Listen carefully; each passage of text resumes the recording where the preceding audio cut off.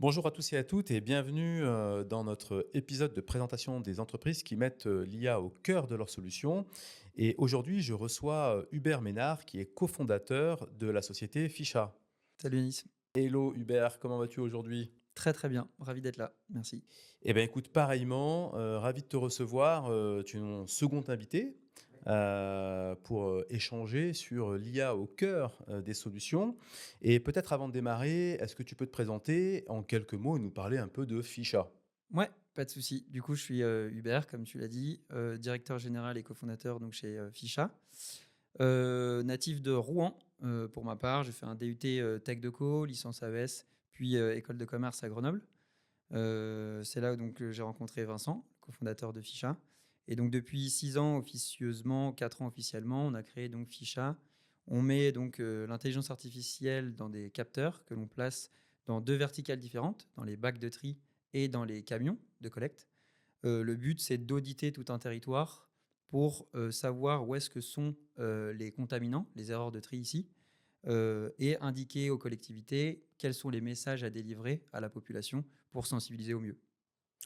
Alors, juste peut-être avant que tu nous parles un peu plus en détail de Ficha, votre histoire, elle est assez incroyable puisque vous avez créé Ficha à la sortie de vos études, si je ne dis pas de bêtises. Alors, on était même durant l'école, on était étudiants à ce moment-là. Et Ficha, en fait, c'est le verlan d'affiches avec Vincent. Ce qu'on a commencé à faire, c'est qu'on reprenait les affiches aux arrêts de bus, arrêts de tram, qu'on les proposait à la vente pour les étudiants. Donc, ça marchait plutôt bien. Et ensuite, on a complètement dérivé. Il y avait cette idée quand même de réutilisation avec ces affiches, puisqu'elles sont incinérées une fois qu'elles sont affichées une semaine dans les arrêts de bus, justement. Et donc, dans cette idée-là, quand on s'est rencontrés, on s'est dit, il y a peut-être un potentiel plus fort d'aller récupérer pardon, plus de déchets. Et donc, là est née justement cette idée de réutilisation. Comment inciter nos amis étudiants à l'époque, puis ensuite toute la population au tri des déchets. Donc, en fait, une histoire dans laquelle vous avez mis aussi l'écologie, l'environnement au cœur de votre projet, si je comprends bien. Complètement. Bah, je pense qu'on est une génération justement qui est quand même relativement au cœur de ces sujets. Et pour nous, il s'avère que le tri sélectif, c'est quand même le premier geste à réaliser qui a l'air pas si compliqué à faire et pourtant qui n'est pas forcément très répandu. Donc, et qui n'est pas fait de façon systématique. Donc, on s'est dit, voilà, on va attaquer ce sujet. Donc, sujet autour du tri des déchets et effectivement dans un objectif de réutilisation hein, de ces déchets. Alors, peut-être plus en détail, tu as évoqué rapidement effectivement votre solution. Tu as parlé de cocon et puis également de camions. Donc, comment les déchets sont à la fois récupérés, collectés et puis ensuite transportés. Est-ce que tu peux nous en dire un tout petit peu plus en détail sur comment fonctionne justement ce cocon et comment fonctionne le tri dans les camions? Complètement. Donc, il y a 2 verticales, comme tu l'as dit. Donc, le cocon, c'est le diminutif de conteneur connecté. Le second, c'est donc la CAMIA. C'est comme ça qu'on l'a appelé. C'est l'intersection entre le camion et l'intelligence artificielle. Donc, dans un premier temps, sur l'aspect pré-collecte, le cocon, c'est donc on amène ce dispositif, un capteur qui rend incitatif la poubelle et qui rend ludique la poubelle. Donc, c'est-à-dire qu'à chaque fois qu'une personne jette ses déchets dans ce cocon, elle est récompensée en fonction de son geste ou sensibilisée si le geste est mal fait. Donc toujours le but, c'est d'inciter au tri sélectif et d'auditer la situation pour sensibiliser au mieux. Ça, c'est le premier segment. Le second, on s'est rendu compte que si on plaçait justement ce même type de capteur dans les camions, cette fois-ci, on pouvait auditer relativement rapidement tout un territoire et de façon continue, puisque les camions tournent tous les jours. Quand tu dis auditer un territoire, qu'est-ce que ça veut dire Ouais, en fait, c'est que tout simplement, nous, on reprend toutes ces données-là, on les place dans une cartographie de territoire, donc sur une plateforme, et ça permet à une collectivité de dire, bah, en fait, les zones, en fonction de zones de chaleur, de dire, bah, c'est à tel point ou à telle rue, carrément, ou même telle adresse, qu'il faut sensibiliser, et il faut sensibiliser de telle manière. Alors, c'est intéressant ce que tu dis, c'est-à-dire que tu disais tout à l'heure que le tri du déchet peut sembler être tout à fait naturel et nécessaire, mais que finalement, quand, en ayant lancé, Ficha, vous vous êtes rendu compte que c'est pas forcément le cas, parce que peut-être que tu peux donner un peu plus de détails sur, justement, où est-ce que quels sont vos clients et comment vous opérez? Ouais. Alors, effectivement, bah, il y a une stat, hein, c'est 75 des Français doutent sur leur geste de tri. Et en plus de ça, il y a certains, ils doutent même pas, hein, ils le font absolument pas. Donc c'est pour ça qu'on aide, nous, les collectivités, hein, c'est elles qui ont très souvent la compétence de collecte, Donc, c'est notre premier client. Nous, notre objectif via les collectivités, c'est vraiment de les aider à mieux trier et à plus trier. Après, on se rend compte que lorsqu'ils délèguent cette compétence-là aux opérateurs déchets, c'est donc à eux que va cette casquette aussi de collecteur, mais aussi de sensibilisateur. Donc, c'est aussi nos clients. Et enfin, il peut y avoir aussi avec le cocon les bailleurs sociaux, donc, qui ont pour mission d'améliorer le cadre de vie de leurs résidents et améliorer aussi la propreté. Et pour le coup, ils ont un peu de difficultés là-dessus. Donc, on les aide via le cocon et donc via la sensibilisation et le fait de récompenser leurs résidents pour leur geste de tri. Et aujourd'hui, pour mener à bien, pour finir un peu la présentation de Ficha, pour mener à bien cette mission, parce qu'il y a une mission, on peut dire, d'utilité publique quelque part. Et je trouve ça génial. C'est pour ça que j'ai fait appel à toi, parce que je trouve qu'effectivement, c'est assez incroyable que des jeunes étudiants aient eu cette volonté voilà, de vouloir apporter une réponse à des enjeux qui sont assez importants. Finalement, au sein de votre entreprise, vous êtes combien de salariés En tout, on est 25 aujourd'hui, donc principalement sur de l'intelligence artificielle, justement, pour développer le modèle. On pourra peut-être en discuter après. On a une partie hardware, donc pour faire les produits, et une partie forcément IT, informatique, qui permettent de développer les plateformes sur lesquelles on va remonter justement toute cette donnée-là. Alors, ce qui est intéressant dans ce que tu dis, c'est que finalement, il y a des enjeux environnementaux et que la technologie est là pour, quelque part, apporter une solution, une réponse à des défis et des enjeux auxquels nous sommes tous confrontés. Alors justement, quand on parle en parlant de technologie, j'ai entendu plusieurs choses de ce que tu as dit. J'ai entendu données, j'ai entendu objets connectés, j'ai entendu intelligence artificielle. Alors, est-ce que tu peux nous donner un petit peu le dessous des cartes de la solution Ficha? Ouais. Alors donc du coup, l'intelligence artificielle, effectivement, c'est assez large. Ce qu'on fait dans l'intelligence artificielle, ça s'appelle de la computer vision, de la vision pardon, par ordinateur. C'est du traitement d'images. Donc, on prend énormément de photos que l'on annote et on indique tout simplement que dans la photo, il y a tel type ou tel type d'objet. Très souvent des erreurs de tri, mais ça peut être aussi des biodéchets. Ça dépend de différents flux de collecte. Et donc, l'intérêt ensuite, c'est que lorsqu'on alimente avec, aujourd'hui, on a plus d'une centaine de milliers d'images à noter. Et donc, plus on alimente justement notre modèle, plus il est pertinent et de lui-même, il va pouvoir reconnaître les différents objets lorsqu'il va prendre les photos. Et donc, ces objets, en fait, hein, concrètement, effectivement, c'est un volume de données. C'est important de rentrer un peu plus dans le détail. C'est-à-dire qu'en fait, une IA s'entraîne, quelque part, est entraînée sur un volume de données pour, effectivement, dégager des modèles, des algorithmes, ce qu'on appelle aussi des patterns. Et donc, dans votre cas, ce travail de reconnaissance de l'image, rappelle-nous, il sert précisément quoi auprès des usagers pour qu'ils puissent mieux, comment dire, trier leurs déchets, faire votre recommandation. Il sert le camion. Alors l'avantage justement, comme on travaille sur différents cas d'usage, et c'est pour ça qu'on a trouvé que l'intelligence artificielle était particulièrement intéressante, c'est que la gestion des déchets, c'est assez large et nous, on a envie d'attaquer différents cas d'usage. Et donc, on peut effectivement peut-être alimenter nos différents modèles suivant différents environnements. Donc ça, effectivement, c'est particulièrement intéressant et pertinent sur notre cas d'usage. Euh, Après, comment dire ce à quoi notre intelligence artificielle sert, c'est surtout d'apporter une certaine traçabilité. C'est qu'aujourd'hui, les collectivités, elles partent avec pas grandes données. Nous, on arrive avec justement ce capteur que l'on place dans les camions. Chaque jour, ils vont avoir 500 à peut-être 1000 images qui va représenter exactement ce qui s'est passé lors de la collecte. Et il faut absolument que le résultat de l'intelligence artificielle soit précis et qui tendent vers 100% de précision. Donc, c'est pour ça qu'on alimente et on entraîne nos modèles. C'est pour tendre vers ce 100%-là. Ah oui, c'est génial. C'est-à-dire qu'en fait, tu es capable, par l'IA,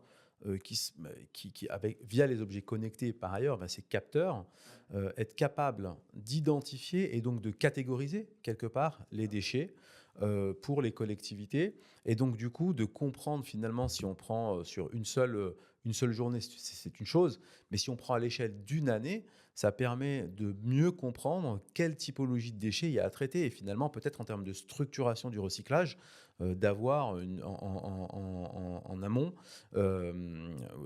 et en aval une organisation de l'industrie qui sont un peu différentes. Complètement. En fait, ça te permet même de créer des tendances ou de voir un peu les saisonnalités que tu as. Euh, et ça te permet ensuite, a posteriori, d'adapter ton message, donc en fonction en plus des zones. Et in fine, ça te permet de mesurer l'impact des actions de sensibilisation. Puisque donc les collectivités, très souvent, ils ont des messagers du tri, c'est comme ça qu'on appelle ça, ou des ambassadeurs du tri. Ce sont donc des personnes qui viennent sensibiliser sur le terrain via du porte-à-porte, lors d'événements, etc. Et c'est vrai que ça peut être assez démotivant comme mission, puisque tu essayes tant bien que mal de sensibiliser la population, mais tu ne sais pas s'il y a eu un résultat ou non. Donc nous, l'avantage, c'est que grâce à cette technologie-là, on peut leur dire cette action-là a marché ou pas. Et donc, du coup, sensibilisation, organisation de ce tri. Tu as parlé également d'un audit du territoire pour comprendre par effectivement des petits points de chaleur où se font essentiellement les zones de sensibilisation et même voire de collecte, hein, si je comprends bien.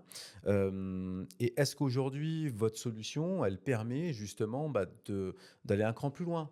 C'est-à-dire, de pouvoir, proposer justement peut-être une meilleure façon, de collecter, ces tris, peut-être d'améliorer le trajet, de ceux qui collectent les tris.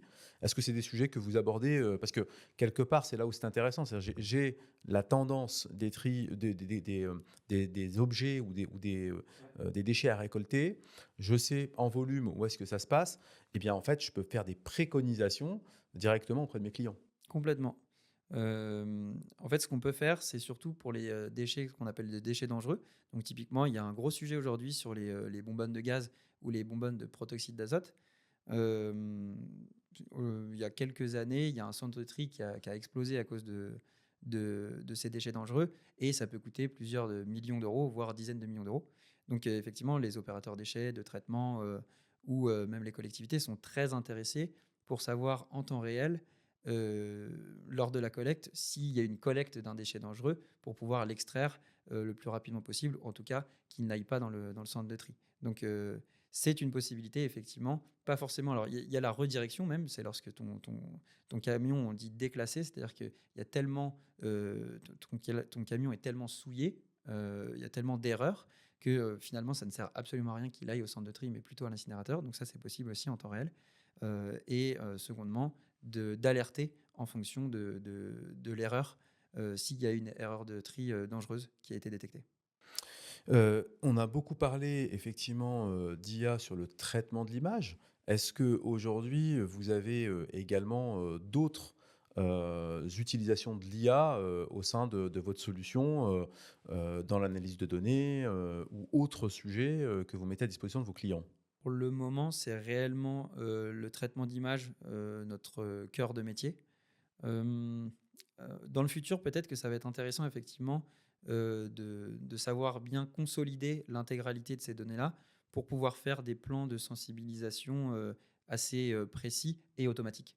Donc, ouais, c'est quelque chose, pas forcément sur lequel on travaille actuellement, mais dans le futur, ce sera très intéressant de travailler dessus. Alors, quand vous allez voir vos clients, vous présentez votre solution effectivement qui apporte une réponse, hein, clairement, avec, quelque part cette valorisation technologique. Comment, est perçue, l'IA justement ou la technologie que vous mettez en œuvre, comment vos clients, l'aperçoivent? Comment ils l'accueillent, Il y a 4 ans, c'était un peu compliqué. Je pense qu'on a vraiment vu l'ouverture, on va dire, de l'IA sur le marché. C'est que nous, on était relativement très vite persuadés que c'était très intéressant. Et je pense que l'évangélisation en soi de l'IA, de par différents outils, hein, pas forcément que les nôtres, a permis, ouais, d'ouvrir un peu les chakras, on va dire, de l'IA de nos clients. Maintenant, en fait, c'est relativement très simple. On commence à parler, on leur explique très vite le cas d'usage, ils le comprennent. Ils ont, comme je disais, ils sont relativement démunis. Ils n'ont pas forcément de solution qui existe aujourd'hui. Donc, dès qu'on arrive et qu'on leur propose ce type de solution, c'est très vite un grand oui, ouais. Et est-ce que tu as vu, quelque part un changement de comportement ou d'acceptation ou de compréhension, de votre solution que vous valorisez par, justement, par cette technologie de l'IA avec l'avènement de ChatGPT, qui a un petit peu, comme tu dis, voilà, démocratisé quelque part, ce mot en particulier qui n'est pas encore une fois un effet de mode, mais qui est un sujet assez profond? Je ne sais pas si c'est, Ouais.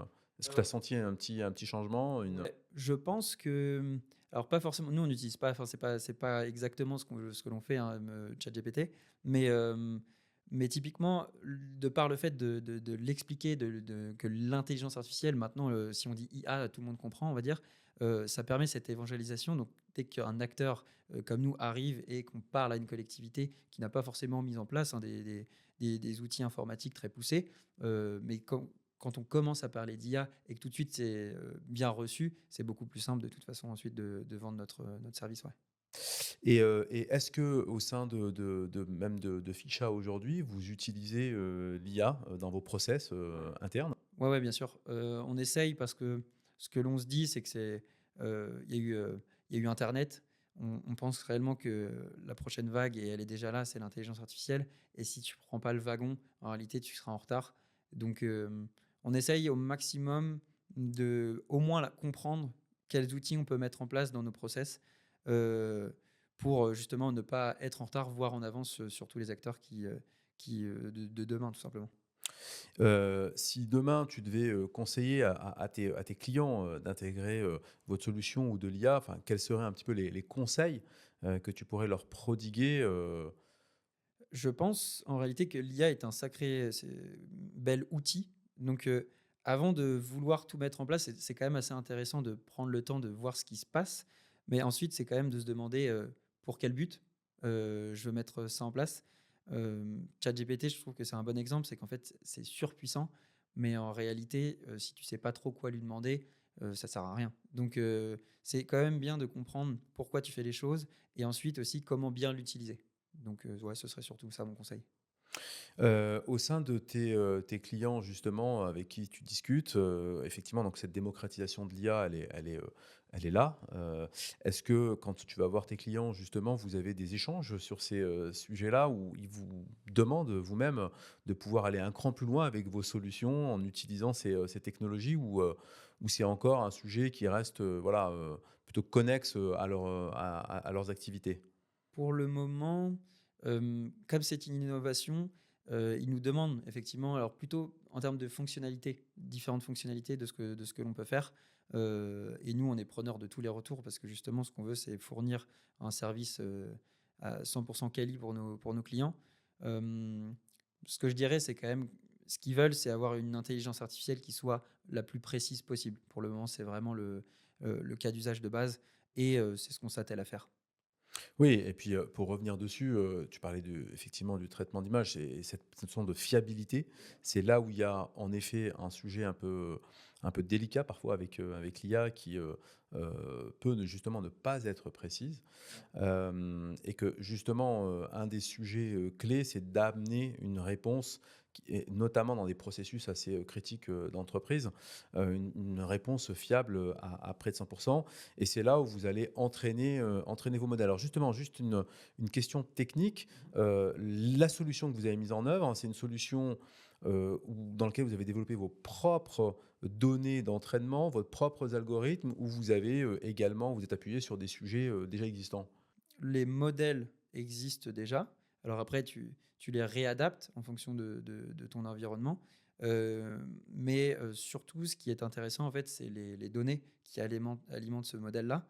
Et il en faut énormément. Donc aujourd'hui, il y a des data, il y a des données qui existent en open source, de déchets. Mais typiquement, on se rend compte que dans le cas d'usage, que ce soit du camion ou du bac pour le cocon, c'est pas forcément ce qui est le plus utile. Donc ça prend en fait énormément de temps justement d'avoir toutes ces données-là, de les annoter et ensuite d'entraîner les modèles pour qu'ils soient performants. Donc c'est plutôt sur ce cas d'usage-là qu'on travaille. Ouais.